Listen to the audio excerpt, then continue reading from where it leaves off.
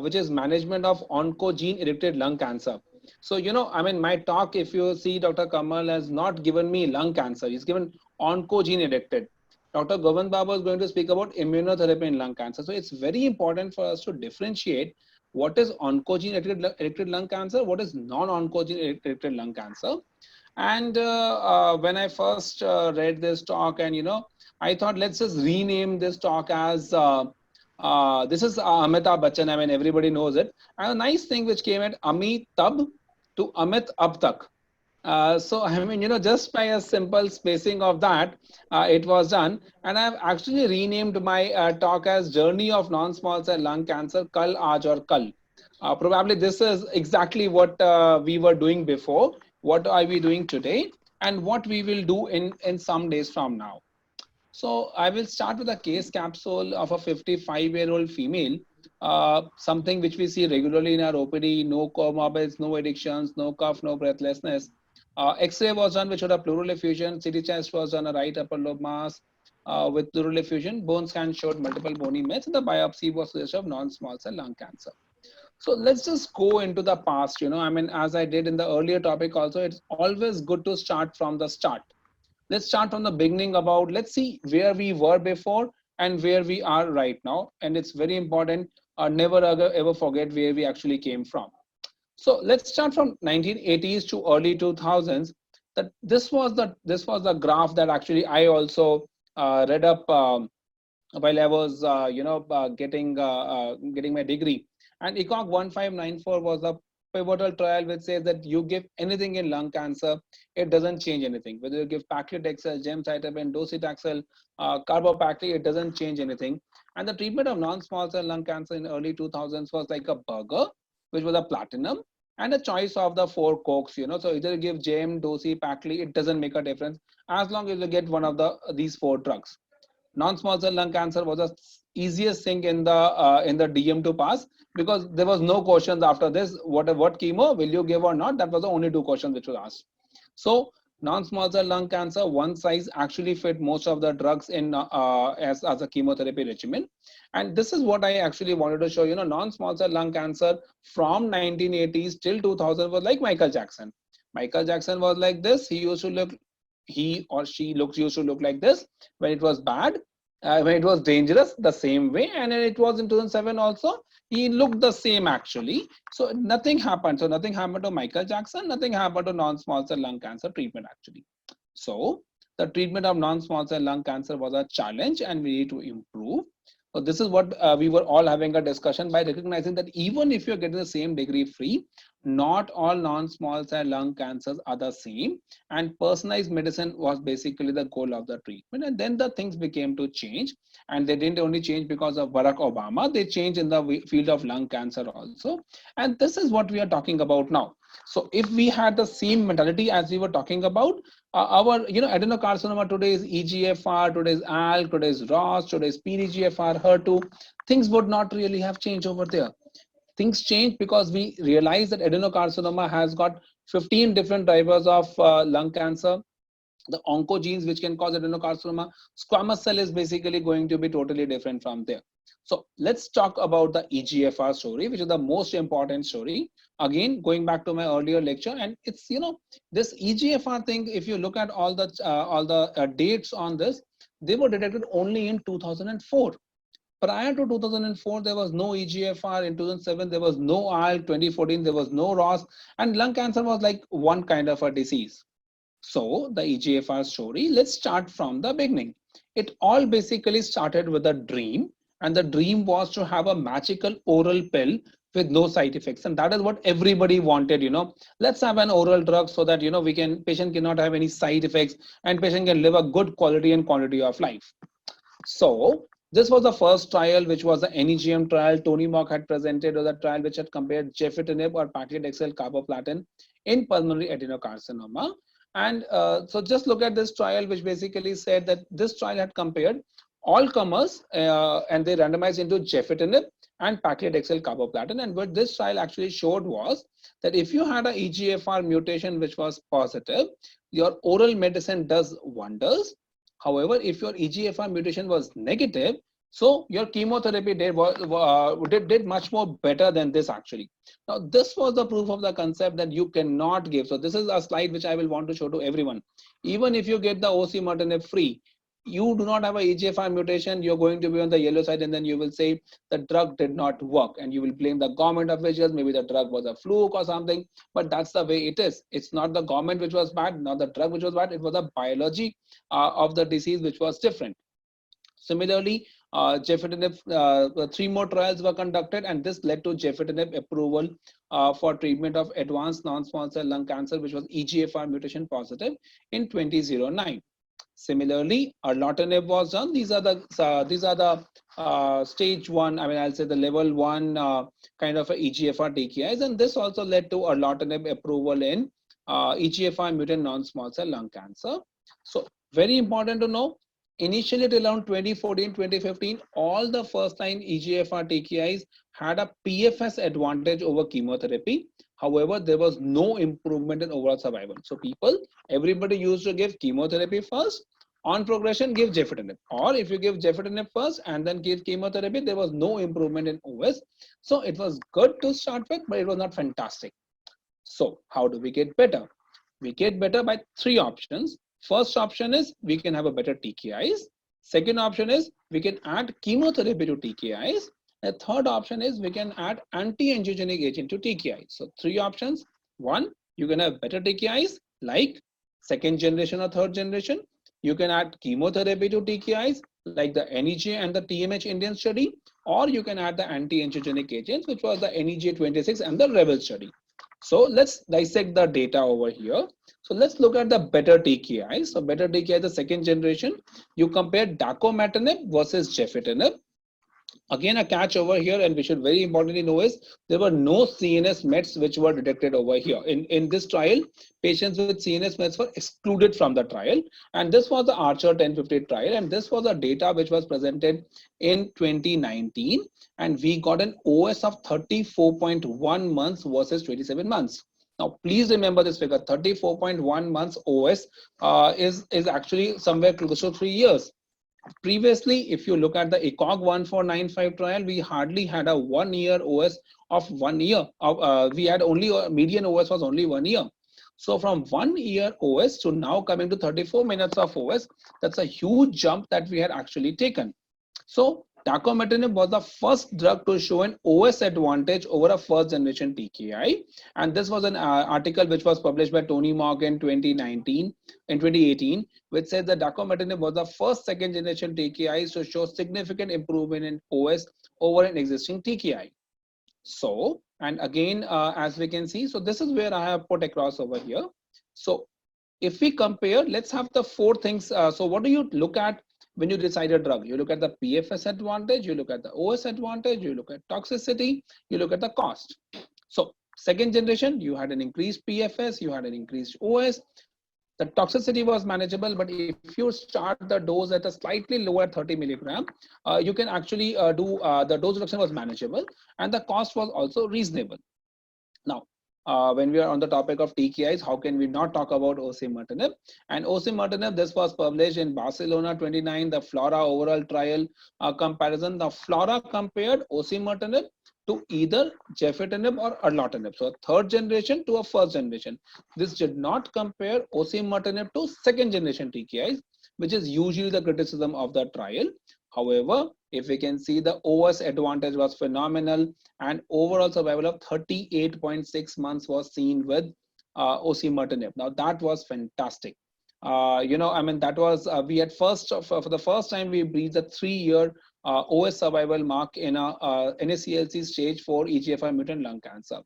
So osimertinib, the PFS increases, the OS increases, the toxicity is minimal, but the cost is substantial, at least in the Indian part of the subcontinent, maybe not in the Bangladesh part of the subcontinent. So we spoke about how do we get better. We get better by either better TKIs. Now let's look at the combination of TKIs and chemotherapy, something which is very prevalent in the Indian part of the subcontinent over here. And addition of chemotherapy to TKIs has been seen in 3 trials. One was a Japanese trial, one was a Chinese trial, and one was the Indian study. And if we can see over here, this was a Japanese trial actually, one on the left. And here you had an OS survival of 52.2 months. Now, 52.2 months OS in a stage 4 lung cancer is something which is unheard of, but then these are Japanese. We don't even know what, I mean, maybe they're pharmacodynamically different from all the other patients, and maybe that was the reason. But still, there was an OS advantage seen with a combination of TKIs plus chemotherapy. In the Indian study also, as you can see, look at the graphs, the combination arm did much more better than the single agent TKIs. So this was an article which was published, it was an editorial which was published in JCO 2019, and which basically said that for patients who do not have any access to osimertinib, probably like most of the people in developing country, giving EGFR TKIs plus chemotherapy is the standard. But however, patients who have an access to osimertinib, it has not yet been compared. So whether chemotherapy in EGFR mutant non-small cell lung cancer is an old wine in a new bottle, or it's a tasty new vintage, the result of FLORA 2 trial will come, which is currently accruing patients, and the result should be available in 2025. So coming back to my own graph, the PFS definitely is increased by the use of EGFR TKIs. OS definitely is increased. The toxicity is moderate. I will not say it's minimal. 16% of people actually stop the combination because of the toxicity, and cost is definitely reasonable, at least in the Indian part of the subcontinent. Now, addition of anti-angiogenics, both the REVEL trial and the NEJ 26 trial showed an improvement in the PFS. However, there was no improvement in the OS actually over here. And the main issue was no OS advantage, and this combination was toxic. And if you can see, there were 90% grade 3-4 AE event in the erlotinib and bevacizumab arm. So we are not very sure about what is the practical application of this combination in the real world.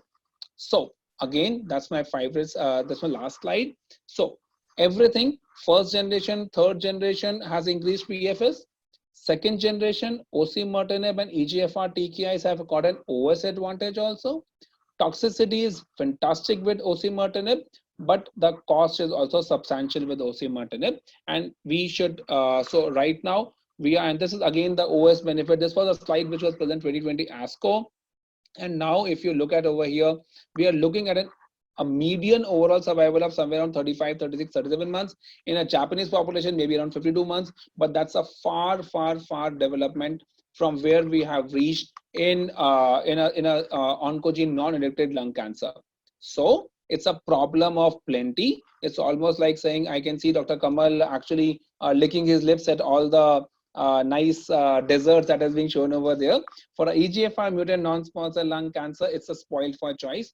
You have to individualize the treatment. You have to talk to people. You have to really find out what exactly do they want, how much can they afford, if they're willing to take the toxicity, and the clinicians are definitely spoiled for choice. So now, I was asked to speak about oncogene-directed lung cancer. This is only one side of the story. Now I'm going to speak about the ALK side of the story. That is the rare mutations. So in ALK side of story, the crizotinib was compared against chemotherapy. Now again, as in EGFR mutant lung cancer, you compared gefitinib versus chemotherapy. So in ALK positive lung cancer, you're going to compare crizotinib versus pemetrexed. And this was the first data which was published somewhere in the month of year 2014. And we again saw a huge gap between chemotherapy and crizotinib. And this led to the FDA approval of crizotinib in 2014. So crizotinib is first generation. Now let's come to ASCENT 4, which was ceritinib. Ceritinib again was compared against chemotherapy, and this had a median PFS of 26 months. Now crizotinib had a PFS of 10.4 months. Ceritinib had a median PFS of 26 months, and this led to the FDA approval for ceritinib in the first line non-small cell lung cancer, ALK rearranged non-small cell lung cancer. If you thought that was good, just wait for another trial. And then came the LX trial. Now this is what I call the blockbuster trial. In this, so both crizotinib and ceritinib were compared against chemotherapy. So now remember FLORA, third generation versus fourth generation.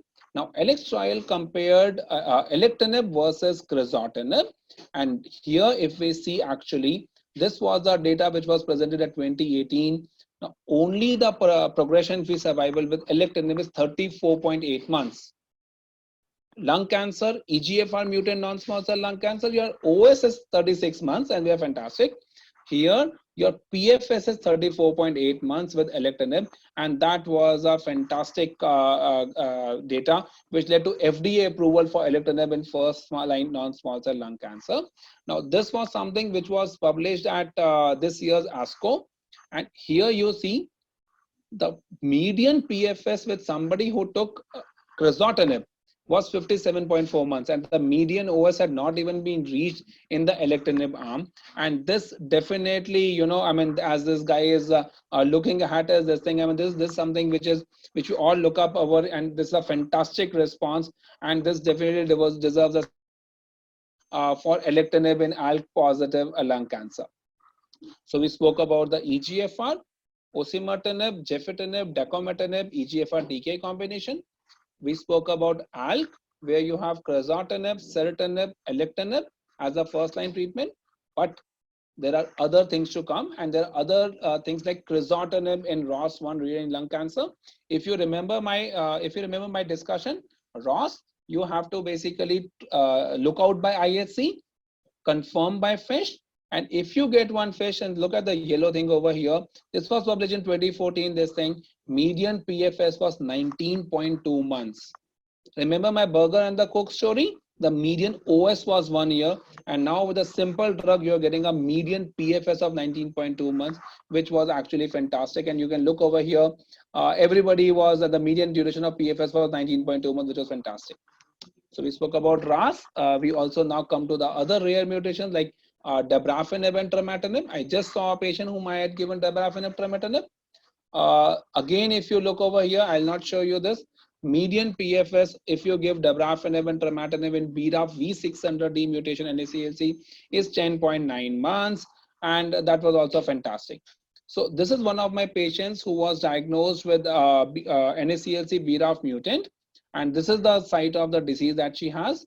After 3 months, this is after 2 months, this is a scan that we have, and this is after 6 months, and I have just seen that patient I think around half an hour back when I disappeared for my OPD, and this is the amount of achievement that we have achieved after treating oncogene-related lung cancer. You cannot compare an apple to an orange. You need to have horses for courses. You need to have a biomarker driven. Every biomarker driven lung cancer has to be treated differently and not given osimertinib even if it is free. So again, we spoke about EGFR, ALK, ROS, BRAF. Wait, there is more. Now, this was a data which was presented in 2020 ASCO, and you have HER2 new mutant lung cancer, and this was the trastuzumab deruxtecan drug which came basically. Even in the later on stages, your median PFS was 14 months, and the OS had not been reached. So it's not the first line; it's second, third, fourth line. And even in second, third, fourth line, the drug is highly active, the trastuzumab deruxtecan drug. This is one of my patients who had got HER2 new mutant lung cancer, and the guy, he didn't get trastuzumab deruxtecan, he got some other therapy, and this guy had done absolutely well. This is another patient of mine, 78-year-old male who came with massive pleural effusion, had an exon 14 splitting mutation, got capmatinib, and also has done very, very well. So I would like to conclude by saying it is worthwhile having a genetic alteration in lung cancer, because if you treat a genetic alteration lung cancer with target therapy, your graph is here. If you do not treat, you're going to do a disservice to the patient. You need to find out the exact driver, and that is what personalized medicine stands for. Right drug for the right patient at the right time. And with this, that's my favorite slide once again. Hope is definitely associated with lung cancer, and I would be happy to take any questions and get you back to the organizers. Thank you.